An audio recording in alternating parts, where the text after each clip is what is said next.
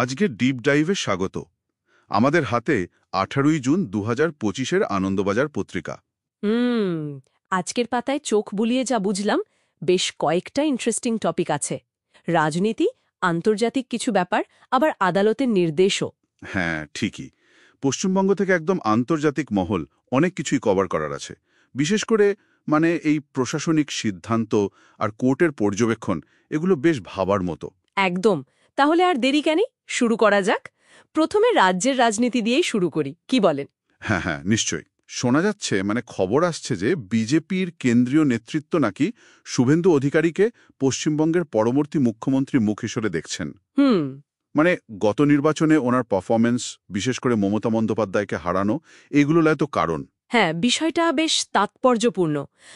BJP যে পশ্চিমবঙ্গ নিয়ে কতটা সিরিয়াস, সেটা তাদের এই স্ট্র্যাটেজি দেখলেই বোঝা যায়। ঠিক। এলাদে যেমন ধরুন মধ্যপ্রদেশ বা রাজস্থান, সেখানে তো কোনো মুখ ছাড়াই জিতেছিল, কিন্তু আবার উত্তরপ্রদেশে যোগী আদিত্যনাথের পপুলারিটি, সেটাকে কাজে লাগাতে হয়েছে। হ্যাঁ, তা তো বটেই। পশ্চিমবঙ্গে হয়তো শুভেন্দু অধিকারীর যাকে বলে গ্রহণযোগ্যতা, সেটার ওপর ভরসা করছে। দিলীপ ঘোষও একজন ক্যান্ডিডেট ছিলেন বা আছেন, কিন্তু সম্ভবত বিতর্ক এড়াতে তাকে একটু পিছনে রাখা হচ্ছে। আচ্ছা। রাজনীতির এই কৌশলের পাশাপাশি প্রশাসনের ওপরেও তো আদালতের একটা চাপ দেখছি।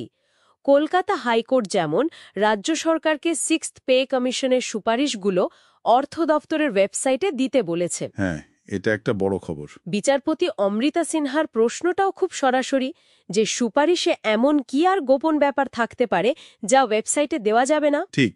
বিশেষ করে যখন ওই বকেয়া দিয়ে মহার্ঘ ভাতা, সেটা মেটানোর সুপ্রিম কোর্টের ডেডলাইনও তো কাছে চলে আসছে, 20 জুন। হ্যাঁ হ্যাঁ, একদম। আর এই দুটো মিলিয়ে ডিএর চাপ আর এই সুপারিশ প্রকাশের নির্দেশ রাজ্যের ওপর একটা বেশ বড় আর্থিক বোঝা তৈরি করতে পারে। কিন্তু শোনা যাচ্ছে যে অবস্থা সামাল দিতে বাজার থেকে লোন নেওয়ার কথাও নাকি ভাবা হচ্ছে। চাপটা ভালোই। আচ্ছা, আদালতের এই কি বলে হস্তক্ষেপের আরও একটা দিক হলো ওই ওবিসি রিজার্ভেশন, হাইকোর্টের ডিভিশন বেঞ্চ। হ্যাঁ, বিচারপতি তপব্রত চক্রবর্তী আর বিচারপতি পার্থসারথী চট্টোপাধ্যায়ের বেঞ্চ। ঠিক, তারা ওই নতুন ওবিসি নোটিফিকেশনের উপর স্টে অর্ডারটা 31শে জুলাই পর্যন্ত বাড়িয়ে দিয়েছে। কোর্ট বলছে যে রাজ্য সরকার নাকি 2012 সালের আইনটা ফলো করেনি, করেছে 1993 সালের পুরনো আইন দিয়ে, আর সেটাও নাকি বিধানসভায় বিল পাশ না করিয়ে শুধু একটা নোটিফিকেশন দিয়ে। এটাই সমস্যা, পদ্ধতিগত ত্রুটি। কোর্ট আপাতত 2010 সালের আগের যে 66টা কমিউনিটি ছিল তাদের নিয়ে এগোতে বলেছে। এটা কিন্তু একটা বেশ জটিল পরিস্থিতি। একদিকে অ্যাডমিনিস্ট্রেটিভ ডিসিশন, অন্যদিকে জুডিশিয়াল অর্ডার। একটা ক্ল্যাশ তো দেখা যাচ্ছেই। হ্যাঁ, এর প্রভাব তো রিজার্ভেশন পলিসি আর ওই কমিউনিটিগুলোর ওপর পড়বেই। বিচারপতি চক্রবর্তী তো রাজ্যের দেওয়া ডেটাকে প্যান্ডোরার বাক্স বলেছেন। এর ভেতরে আরও অনেক কিছু থাকতে পারে। তাই নাকি? আচ্ছা, বেশ জটিল ব্যাপার। এবার রাজ্য থেকে একটু বাইরে তাকানো যাক, আন্তর্জাতিক ক্ষেত্রে। হ্যাঁ, চলুন।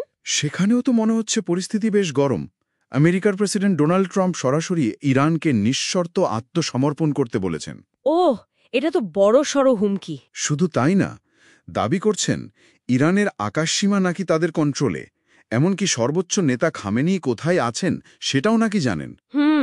বেশ চাঁচাছোলা ভাষায় বলেছেন সামরিক কর্তাদের ধৈর্য কমছে। আসলে এই হুমকিটা এসেছে ইরান ইসরায়েল কনফ্লিক্টের 5 দিনের মাথায়। ইসরায়েলের বিরুদ্ধে ইরানের পরমাণু কেন্দ্রে অ্যাট্যাক আর একজন সেনাপ্রধানকে হত্যারও অভিযোগ উঠেছে। হ্যাঁ, শুনেছি। উল্টো দিকে ইসরায়েলের এক মন্ত্রী আবার খামেনেইয়ের পরিণতি সাদ্দাম হুসেনের মতো হবে বলেও হুঁশিয়ারি দিয়েছেন। পরিস্থিতি খুবই উত্তপ্ত। ভারতও তো সেখান থেকে নাগরিকদের ফেরানোর ব্যবস্থা করছে শুনলাম। হ্যাঁ হ্যাঁ, মিডল ইস্টে টেনশন বাড়লে তার এফেক্ট তো সব দিকেই পড়ে। ঠিক।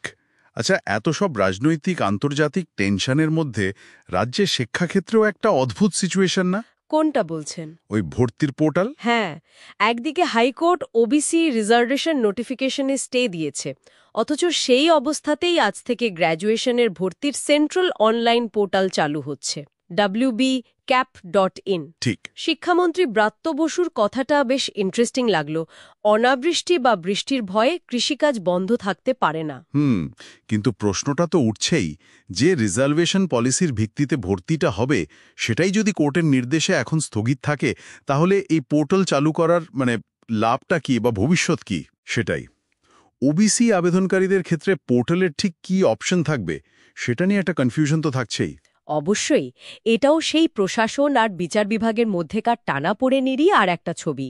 তাহলে আজকের আলোচনাটা যদি একটু গুটিয়ে আনি, পশ্চিমবঙ্গে বিজেপির সম্ভাব্য সিএম ফেস নিয়ে একটা জল্পনা চলছে। হ্যাঁ, পে কমিশন আর ওবিসি রিজার্ভেশন নিয়ে হাইকোর্টের কড়া নির্দেশ, আর তার ফলে রাজ্যের উপর চাপ। ঠিক। অন্যদিকে ইরান আমেরিকা বা ইরান ইসরায়েল কনফ্লিক্ট বেশ বাড়ছে।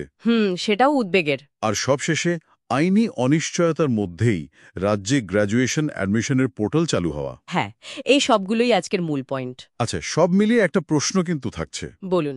এই যে বিভিন্ন পদ্ধতিগত বিষয় নিয়ে, ধরুন ওবিসি তালিকা তৈরি বা পে কমিশনের রিপোর্ট পাবলিশ করা, এই সব নিয়ে কোর্ট যেভাবে প্রশ্ন তুলছে বা হস্তক্ষেপ করছে, এটা আগামী দিনে পশ্চিমবঙ্গ সরকারের প্রশাসন আর বিচার বিভাগের সম্পর্কটাকে কোন দিকে নিয়ে যাবে বলে মনে হয়? এটাই কিন্তু আসল প্রশ্ন।